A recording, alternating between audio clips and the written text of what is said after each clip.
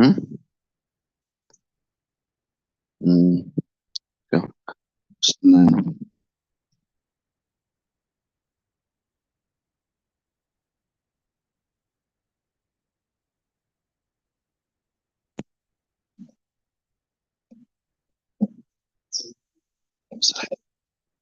بسم الله الرحمن الرحيم. وعن عبد الله بن رضي الله عنه رسول الله صلى الله عليه وسلم من أكبر الكبائر تلك حقوق الوالدين المسك ومن حالف بالله وبين صبر فأدخل فيها مثل جناح بعوضة إلا جئلت في قلبه إلى يوم القيامة. رواه الترمذي وقال هذا حديث غريب. Life next we say that Nabi Sallallahu Alaihi Wasallam said that the biggest of is associating partners in the past, being disrespectful to the parents and false oath and a highly takes an oath not to take Allah in a lie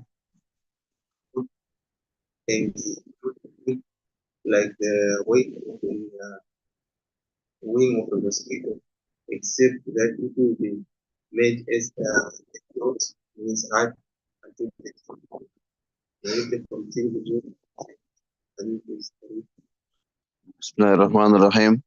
وعن عبد الله بن أنيس قال قال رسول الله صلى الله عليه وسلم إن من أكبر الكبائر لا شرك بالله وعقوق الوالدين واليمين الغموس وما حلف حالف بالله يمين صبر فأدخل فيها مثل جناح بعوضة إلا جعلت نكتة في قلبه إلى يوم القيامة. رواه الترمذي وقال هذا حديث غريب. So Sayyidina Abdullah ibn Unais radiallahu ta'ala anhu narrated that Nabi sallallahu alayhi wasallam said that among the gravest of the major sins are, number one is to ascribe partners to Allah subhanahu wa ta'ala. Right? That is to associate partners and say Allah is a partner, etc. Then displease parents, make and disobey them, right? Be disobedient to parents, that also, that's second, and also to swear a false oath, right? So if it swears an oath on Allah subhanahu wa ta'ala, it's a firm oath, right? Or an oath under compulsion of some sort, then what happens is that including a lie therein, right? As a right, Nabi in the hadith Nabi says that including therein so much a lie as a mosquito's wing, then which is very insignificant. So when a spot grows in his heart on the day of Qiyamah, for which he will have to account in the after and the year after. In other words, give answer for all those things that he did. So we find that the word ghamus is come from the word ghams, which means to dive literally, right? So we find Yamin Ghamus is to take a false oath, right, on something with its on something past intentionally. So according to the Ahnaf, right, they say that one who swears in this particular way, Yamin Ghamus, then he does not have to make an atonement. However, he must make repentance and seek maghfirah, seek forgiveness from Allah, and then also make a resolution that you will not swear oath like this anymore, right? Because we find that this kind of oath, what happens? Because you are lying, right? Using it, it will lead you to 5 Jahannam, right? So it's called Ghamus, like we said, because it will make you dive into Jahannam, like we call it, right? So furthermore, the false oath that is taken, like we said, to snatch someone else's property in this oath is even, like we said, even worse than that also. Okay. بسم الله الرحمن الرحيم. وعن جابر رضي الله عنه قال قال رسول الله صلى الله عليه وسلم لا يحلف أحد عند منبر لا يدوم حاتمة سواك أخبر إلا له. رواه مالك وأبو داود وابن ماجه. The third of that he said that Nabi Sallallahu Alaihi Wasallam said that no one will take oath next to my member, this member of mine, upon a false oath on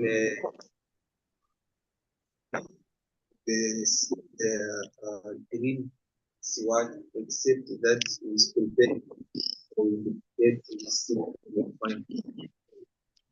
بسم الله الرحمن الرحيم. وعن جابر قال قال رسول الله صلى الله عليه وسلم: لا يحلف أحد عند منبري هذا على يمين آثمة ولو على سواك أفضل إلا تبوأ مقعده من النار أو وجبت له النار. رواه مالك. سبحان الله. And Sayyidina Jabir radiallahu ta'ala anhu narrated that Nabi sallallahu alayhi wasallam said that if anyone swears a false oath near my pulpit or near this pulpit of mine for even a green siwak, right? Then he arranges for his seat, or he prepares for his seat in the fire of Jahannam. Or he said that the fire of hell becomes obligatory and wajib upon such a person. So here we find that Nabi Sallallahu from the pulpit of Nabi Kareem Sallallahu Wasallam, mentioned here specifically because, right, it's a sacred place where the son of a false oath is, right, done. However, a false oath is a sin wherever. Not only there, doesn't only mean Nabi Sallallahu mentioned there, right, because of the sacredness of the pulpit.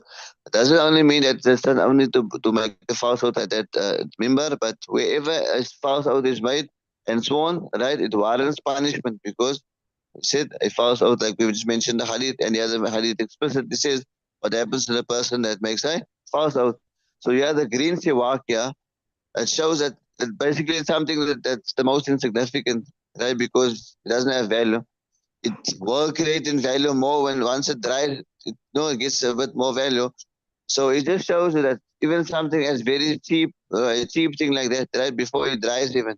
If a false oath is even taken about that, then that's also punishable. Understand? What about, in courts of law and, things that beyond this and more custom than this, yeah, more of value. بسم الله الرحمن الرحيم. وعن حسين بن فاتك رضي الله عنه قال رسول الله صلى الله عليه وسلم صلاة الصبح فلما انصرف قام قال قيلت سهالة بإشراك بالله. When they were finished, the Fatih Allah became he said that Nabi Sallallahu Alaihi Wasallam Fajr Salah when he came out when he came he stood standing and he said that false oath has been uh, likened to associating partner with Allah subhanahu wa ta'ala. ثلاثة مرات فتن ثم قرأ فاجتنبوا الرجس من الأوثان واجتنبوا قول الزور, and stay away from sin or of idols, and stay away from uh, uh, lying. حنفاء لله غير مشركين فيه, that being solely for Allah, not بسم الله الرحمن الرحيم. وعن خزيم ابن فاتك قال صلى الله عليه وسلم صلاة الصبح فلما انصرف قام قائما فقال عدلت شهادة زور بالإشراك بالله 3 مرات ثم قرأ فاجتنبوا الرجس من الأوثان واجتنبوا قول الزور حنفاء لله غير مشركين به. رواه أبو داود بن ماجه ورواه أحمد والترمذي عن أيمن بن حريم إلا أن ابن ماجه لم يذكر القراءة. سيدنا خريم ابن فاتك radiallahu ta'ala narrated that Nabi sallallahu alayhi wasallam he offered the salawat, the prayer in the morning for Fajr, and when he finished, he stood up, to address the Sahaba, the companions of Nabi sallallahu alayhi wasallam, and he said 3 times, false testimony is made equivalent to ascribing partners to Allah subhanahu wa ta'ala. Said this right? And then Nabi Karim recited the verse that so shun and abandon the abomination of the idols and shun the speaking of falsehood, being upright men of pure iman and pure faith, not associating غير مشركين به, not associating anything with Allah subhanahu wa ta'ala. So to associate partner with Allah subhanahu wa ta'ala and to be a false witness are equally sinful. So the reason is that associating a partner with Allah subhanahu wa ta'ala is to forge a lie against Allah. Right? So certainly this is not allowed. Understand? Right? Also, both these things are non-existent. So the same command applies to both of them. Isn't it? You're making up things that is not there. بسم الله الرحمن الرحيم. وعن عائشة رضي الله تعالى عنها قالت قال رسول الله صلى الله عليه وسلم لا تجوز شهادة قائم ولا قائمة ولا ممدود حدا ولا ذي ضمر على أخيه ولا غنيم بولاء ولا قرابة مع أهل البيت in the court of Aisha, may Allah be pleased with her. He said that Nabi sallallahu alayhi wa sallam said that the testimony to deceit to men and deceit to women is not accepted, or the one who is being given hand, or the one who holds grudges against his brother, or the one who suspects of being patron, or the one who is dependent on his family, who is independent on his family. That رواه الترمذي وقال هذا حديث غريب or that narrated حديث is غريب. بسم الله الرحمن الرحيم. وعن عائشة رضي الله تعالى عنها قالت قال رسول الله صلى الله عليه وسلم لا تجوز شهادة خائن ولا خائنة ولا مجلود حدا ولا ذي خمر على أخيه ولا ظنين في ولاء ولا قرابة ولا القانع مع أهل البيت. رواه الترمذي وقال هذا حديث قريب. ويزيد بن زياد دمشق الراوي منكر الحديث.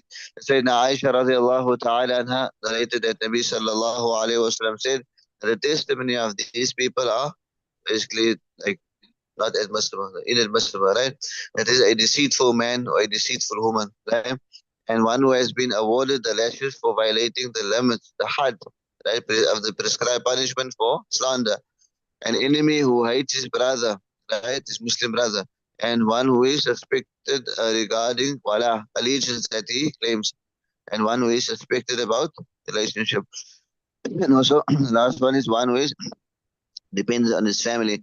So, according to Islam, as we understand, it is necessary for a witness, right, to be just, as it is for a judge and a ruler also to be just because of testimony.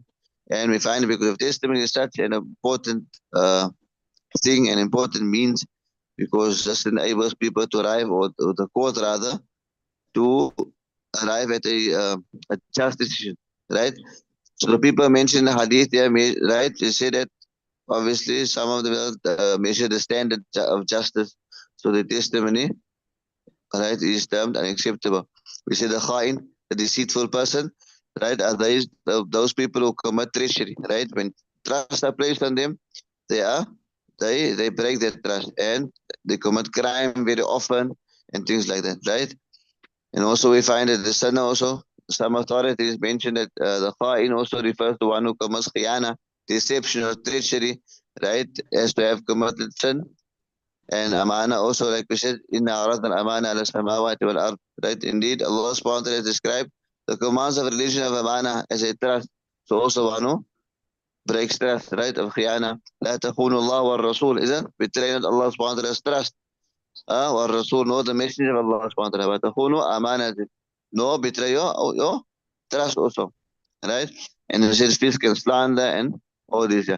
So according to Abu Hanifa, he rules that apart from had, right, the prescribed punishment of had for qadfin, right, there is enough latitude for anyone who has been awarded any other had, right, or any other punishment, and has been made repentance for the sin, as basically his testimony now would be, right, admissible, it would be accepted. Okay, well, end of this hadith. Subhanallah, bihamdihi, la ilaha illa anta, astaghfiruka wa atubu.